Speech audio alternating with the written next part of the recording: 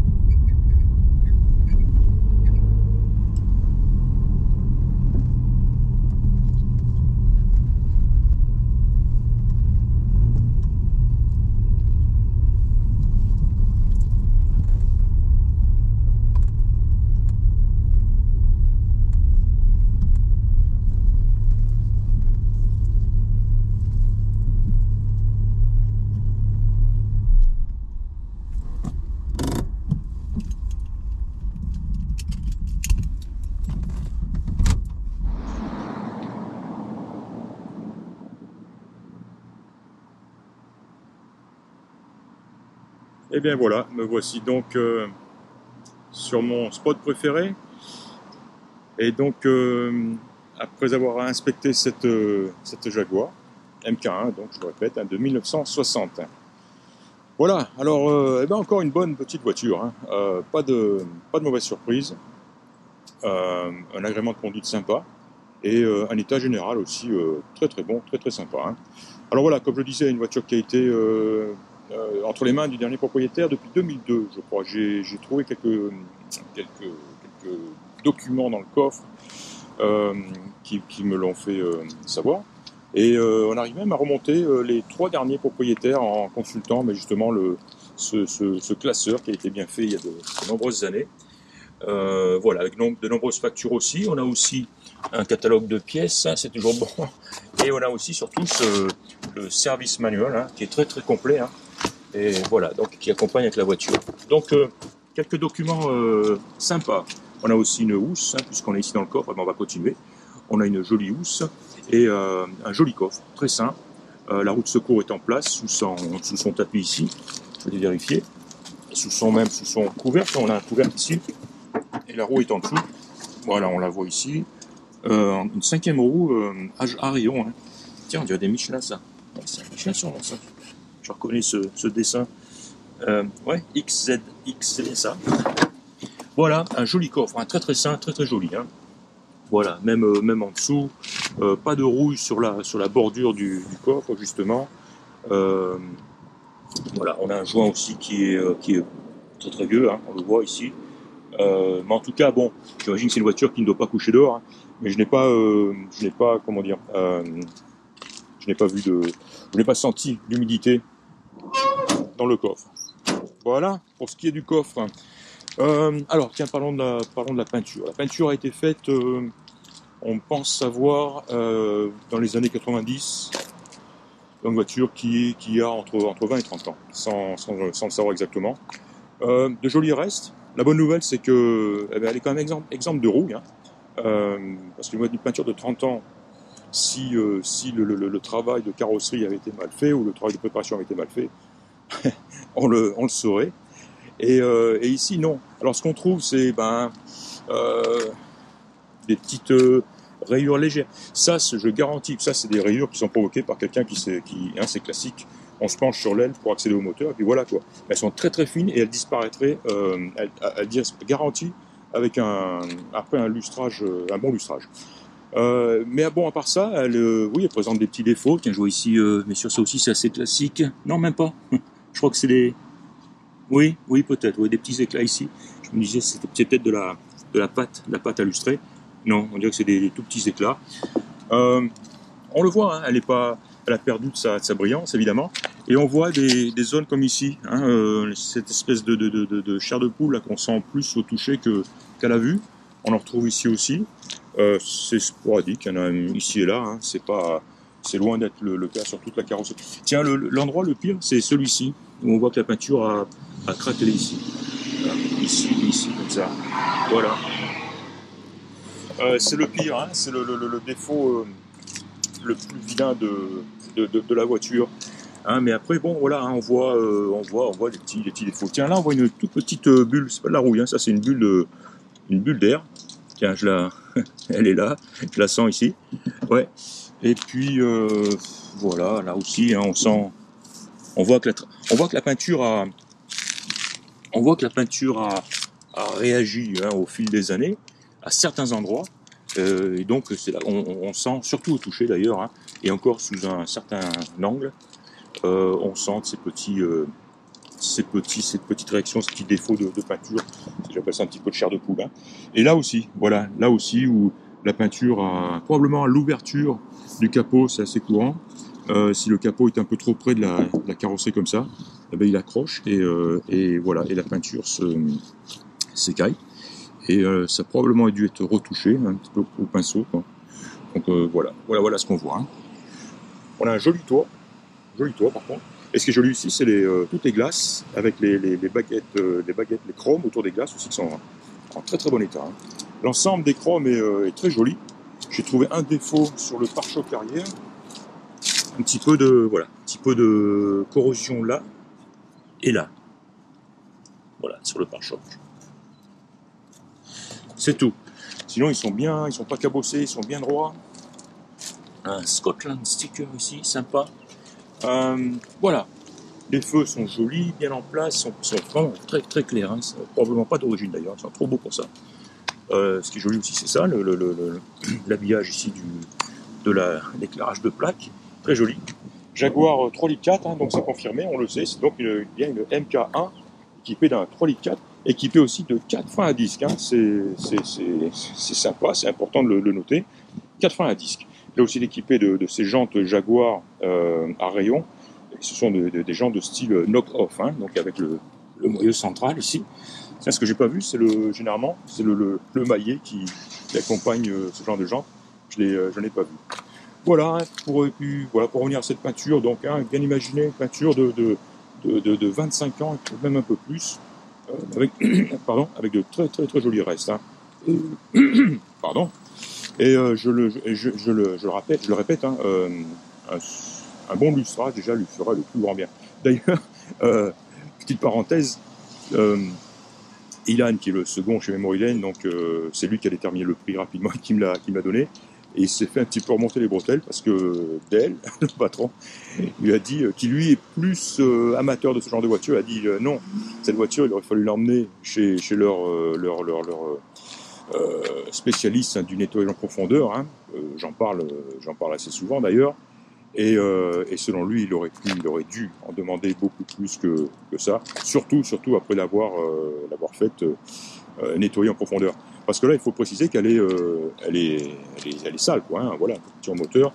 Ils ne l'ont pas nettoyée. Elle est arrivée telle quelle, quoi. Hein. Donc, et là, on voit un gros potentiel. Hein. Je vois un petit peu là-bas les parois internes qui sont de couleur verte, là, où on voit une couche de poussière, un petit peu, ouais, bien, un petit peu accrochée. Ce genre de détails, enfin, leur gars, là, ils se régaleraient avec ça. Ils feraient un compartiment moteur nickel. Et on ferait une carrosserie aussi qui serait beaucoup plus belle. Et voilà, encore une fois, ce serait une voiture d'un aspect différent.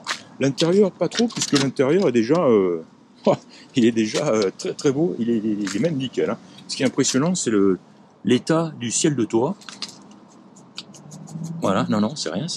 Il est magnifique, ce ciel de toit, de l'avant à l'arrière. La sellerie aussi est très belle. On a les petites lumières, les petites cloupiottes là-bas qui fonctionnent, les deux de chaque côté. Des ceintures de sécurité à l'avant et à l'arrière aussi, c'est assez sympa de le noter. Une belle moquette, une belle boiserie, hein. Tout le tableau de bord est très joli, il est en très bon état. Toute la boiserie, et ça c'est un gros plus aussi, hein, sur ce genre de voiture, hein, parce que là c'est pas du plaqué. Hein. Toute la boiserie est en excellent état, je devrais dire.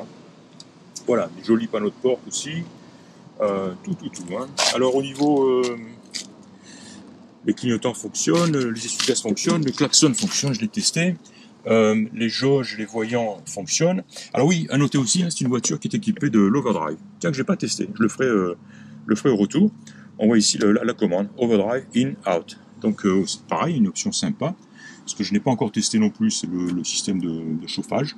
Mais encore une fois, compteur fonctionne. La montre ne fonctionne pas. Elle est bloquée sur 10h10. Voilà. En ce qui concerne ce bel intérieur. Des jolis pare-soleil aussi. Je suis impressionné par l'état du ciel de toit. J'aime beaucoup. Hein. Voilà. Que dire de plus? Le dessous. Oui, tiens, puisqu'on est là aussi. Regardez un petit peu à l'intérieur. Tout ceci est très sain, très joli. Hein. Il n'y a pas de rouille. Ça présente bien. Regardez un petit peu. J'ai pris une photo aussi du dessous de la porte. C'est vraiment une voiture saine, une voiture qui a été bien maintenue, conservée, quoi. Hein. J'allais parler des dessous aussi. J'en ai pris pas mal de photos et sur ce que j'ai vu, parce que j'ai pas pu me coucher en dessous évidemment, mais sur les photos que j'en ai prises, les dessous me paraissent aussi en très bon état, hein, très sains. Hein. Que dire d'autre? Les glaces, je crois que je l'ai dit, hein, sont aussi toutes en très bon état, pas de fissures, pas d'éclats sur le pare-brise. Elle est équipée aussi du double carburateur, hein, aussi, il faut le savoir. Voilà. Tiens d'ailleurs, qu'est-ce qu'il en dit, Ilan? On va le voir. Très désirable, Sedan de 3 litres 4. Donc le propriétaire précédent sur Portland local, donc de plus de 20 ans, c'est plus 18 ans. Je pense, hein, d'après ce que j'ai vu. Hein. Enfin bref. Voilà, strong, smooth running. C'est vrai qu'elle tourne très bien. Hein. Je n'en ai pas parlé d'ailleurs. 6 cylindres, dual car. La boîte manuelle, tiens, je vais en parler aussi, avec overdrive électrique. Oui, c'est vrai, elle a été révisée récemment. Il y a une facture de plus de $1000 qui date d'un mois environ. Ils ont changé la pompe à eau, la batterie et probablement fait quelques bricoles, hein, pour un peu plus de $1000. Le fameux, la peinture, la couleur, hein, British Racing Green. Donc oui, environ 30 ans, hein, plus de 30 ans même d'après ça. Très belle sellerie. La boiserie, les pneus, voilà, les wire wheels, on en a parlé. Voilà. to go wine country touring. Voilà, pour aller faire des dégustations de vin. Alors, oui, je voulais parler de la boîte et de la conduite de cette voiture. Alors, très sympa à conduire, hein. Elle est très très sympa. Saine. La direction ne pose aucun problème, elle ne nous voit pas, il n'y a pas de jeu à la direction. Elle est nickel. Le freinage aussi, bien sûr, à 90. Le moteur tourne très bien, il se lance bien, il est vraiment agréable, hein. On se fait plaisir au volant de cette voiture, sans aucun doute. Et la boîte, petit détail, oui, ce que je voulais préciser sur la boîte, alors c'est une boîte 4 vitesses. Alors déjà, la première et la marche arrière sont très très près l'une de l'autre. Donc, mais ça c'est un coup à prendre, hein. Le propriétaire de cette voiture n'en fera au bout d'un moment, n'y fera même plus attention. Mais au début, quand on ne sait pas, étant très rapproché, on a souvent tendance à passer la marche arrière au lieu de la première. J'ai déjà compris le coup, hein. Il suffit vraiment de pousser vers l'avant pour engager la première, avec une légère pression sur la droite, alors que d'habitude c'est un petit peu l'inverse. Pas trop non plus, parce qu'on peut passer la troisième, et je l'ai fait aussi. Donc voilà, un petit coup à prendre là. Et ce que j'ai noté aussi, les synchros de boîte aussi, probablement un peu usés. Quand on passe de la quatrième à la troisième, il faut prendre un petit peu son temps, hein. Il faut bien laisser le régime descendre et la passer délicatement. Si vous y allez comme une mule, ça va craquer, c'est clair, hein. Voilà, donc la boîte, ça serait un petit peu tout ce que j'aurais à dire, hein, sur cette voiture, hein. Mais encore une fois, hein, comme je le disais, le propriétaire de cette voiture, au bout très rapidement, oubliera tous ces petits défauts de boîte, on va dire. Voilà. Des pneumatiques, hein, qui m'ont l'air assez anciens. Il y a beaucoup de gomme. Non, en fait, non, ils sont très beaux ces pneumatiques. Non, j'allais dire ils ont l'air vieux, mais non, même pas finalement. Non. Voilà. On va lui fermer le bonnet, comme nos amis anglais le disent, le bonnet, voilà. Et la voici, donc, la voici. Très très jolie voiture, hein. Alors, j'ai plusieurs personnes qui se sont arrêtées, hein, c'est garanti, pendant mon inspection, qui voulaient discuter un petit peu et qui m'ont complimenté sur la voiture. C'est la vôtre, elle est magnifique. Ben, je dis non, c'est pas la mienne. Voilà, je pense que j'ai fait le tour de la question, hein. J'ajouterai d'une manière ou d'une autre, hein, le résultat du test de chauffage. Comme je le disais, hein, j'avais deux choses à vérifier, c'était le chauffage et autre chose qui va me revenir. Ah, l'overdrive, voilà. Donc je vais le vérifier, je vais contrôler le fonctionnement. Et sinon c'est tout. Voilà, et bien c'était donc Serge de Recon Classique, j'espère que vous aurez apprécié cette présentation. Et je vous dis à très bientôt. Au revoir. Alors, petit complément d'information, le chauffage fonctionne. Voilà, ici c'est la manière dont on règle la température. Et ici c'est la ventilation, fan, voilà, ceci fonctionne. Les essuie-glaces fonctionnent. Il y a deux positions. J'arrive pas à lire la lettre qui est ici. En fait, il fonctionne de la même manière sur cette position et sur celle-là. Ce qui devrait être, je pense, un réglage de vitesse, hein. Apparemment, la vitesse est la même sur les deux positions, hein. Et ils fonctionnent. Ils ne sont pas violents non plus, mais ils fonctionnent. J'ai testé aussi l'éclairage. L'éclairage fonctionne. Et ce bouton-là, non. Là en bas, c'est les fog lights, hein, c'est les longues portées. Il n'y en a qu'un qui fonctionne. Celui de côté passager ne fonctionne pas. Et j'ai noté aussi, j'ai testé l'overdrive qui fonctionne très bien, sans aucun problème. On a donc un overdrive qui fonctionne bien.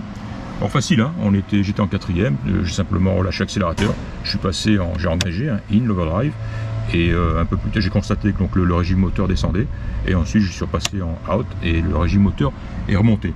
En parlant de régime moteur, par contre, je me suis aperçu que finalement le contour ne fonctionnait pas. Il est tout simplement bloqué sur 2000.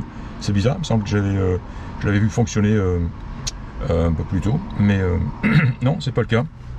Il semblerait. Hop, tiens, le voilà, il redescend. Voilà, et il a tendance à se bloquer sur le 2000. Voilà, c'est tout. Sinon, je pense vraiment avoir fait le tour de la question, hein.